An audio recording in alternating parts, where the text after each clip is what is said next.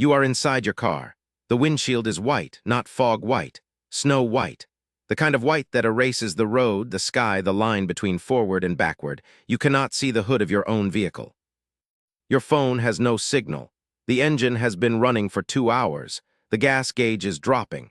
And outside, the temperature is falling faster than you can think. This is how people die in blizzards. Not from the snow, not from the wind.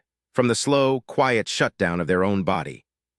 And the worst part is that your brain will lie to you about it. Hypothermia is not what you think it is.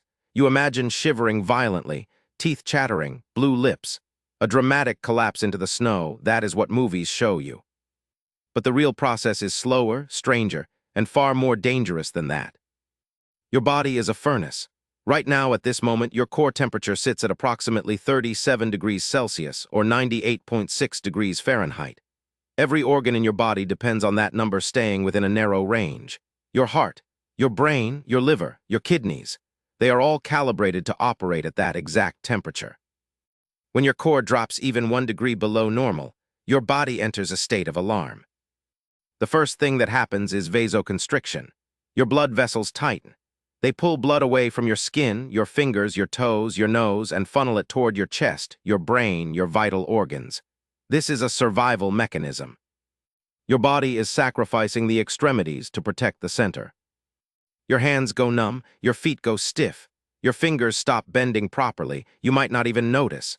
The cold has already dulled the nerves that would tell you something is wrong. At 35 degrees Celsius, shivering begins. This is your body's last-ditch heating system. Muscles contract and release in rapid bursts, generating heat through movement. It works for a while, but shivering burns energy fast. Your blood sugar drops, your muscles fatigue.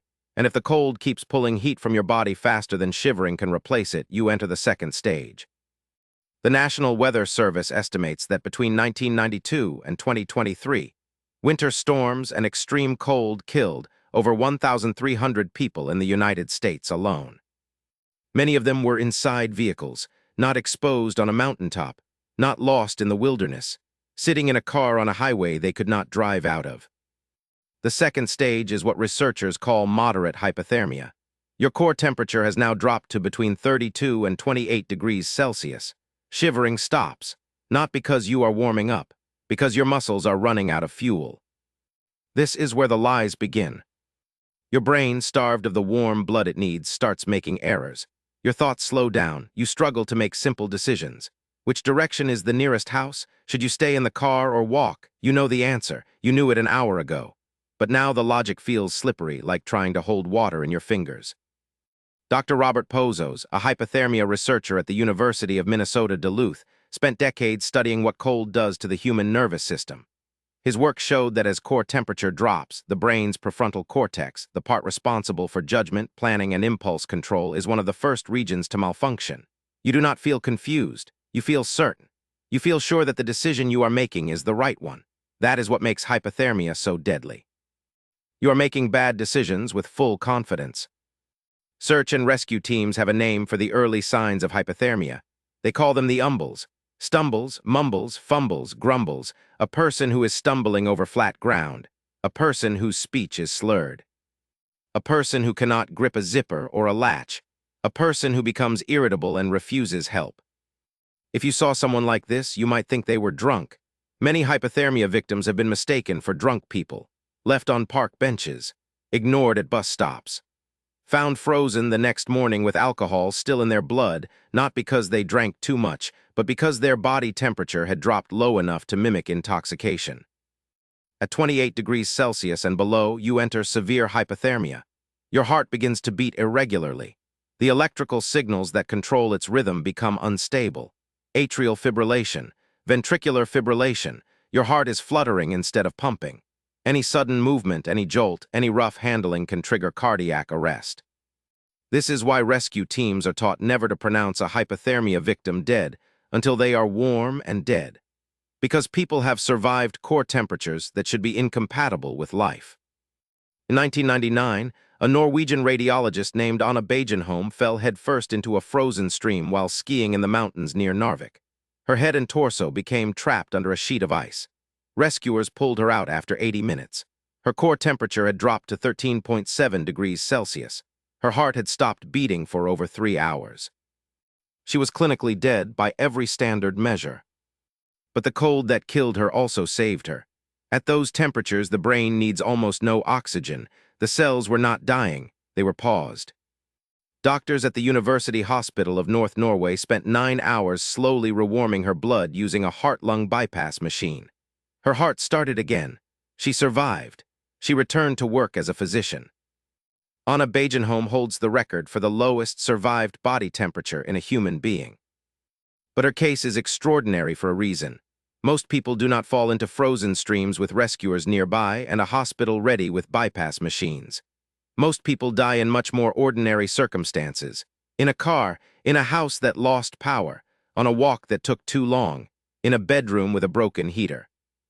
And there is one more thing hypothermia does that almost nobody knows about. It is called paradoxical undressing. Rescue workers and forensic pathologists have documented this phenomenon for over a century. As a hypothermia victim enters the final stage of cooling, they sometimes remove their own clothing. Jackets, shirts, pants, boots. In the freezing cold, they strip themselves further into danger. Why? The leading explanation comes from research published in forensic medicine journals. As hypothermia progresses, the vasoconstriction that was protecting your core begins to fail. The blood vessels in your skin suddenly dilate. Warm blood rushes from your core to the surface of your body, and for a brief, cruel moment, you feel burning hot. Your brain, still malfunctioning, interprets this as overheating. You feel like you are on fire. You tear at your clothes. You rip off your gloves. You expose the skin that was holding the last of your heat. Minutes later, your core temperature plummets. Death follows quickly. There is one final behavior that has been documented in severely hypothermic individuals. It is called terminal burrowing. Victims in the last stages of hypothermia sometimes crawl into small, enclosed spaces. Under beds, behind furniture, into closets, into crawl spaces, they curl into a fetal position. Researchers believe this is an ancient primal reflex, the same behavior seen in hibernating animals. The body, shutting down, searches for shelter. It seeks warmth. It seeks protection. It is the brain's final unconscious attempt to survive. The 1888 schoolhouse blizzard is one of the most studied blizzard disasters in American history. On January 12 of that year, a massive cold front swept across the Great Plains with almost no warning. Temperatures dropped nearly 30 degrees in minutes. Winds reached 60 miles per hour. Visibility dropped to zero. People were caught in the open, farmers walking between barns, children walking home from school, travelers on roads that disappeared under snow in less than an hour. Over 235 people died in a single day. Many of them were found within yards of their own homes.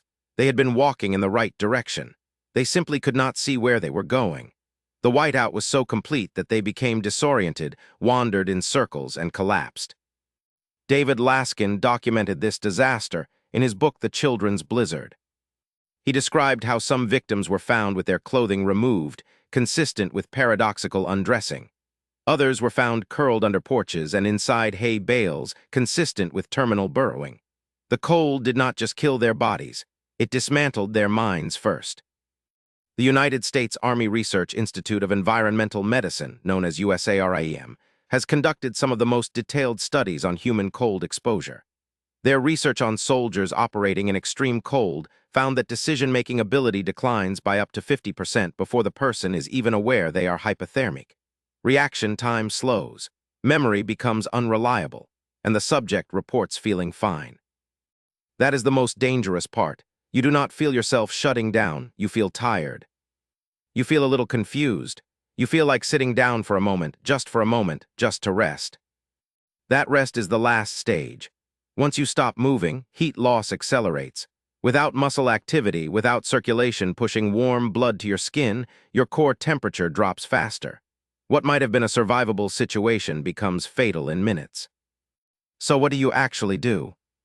If you are stranded in a blizzard, stay in your vehicle.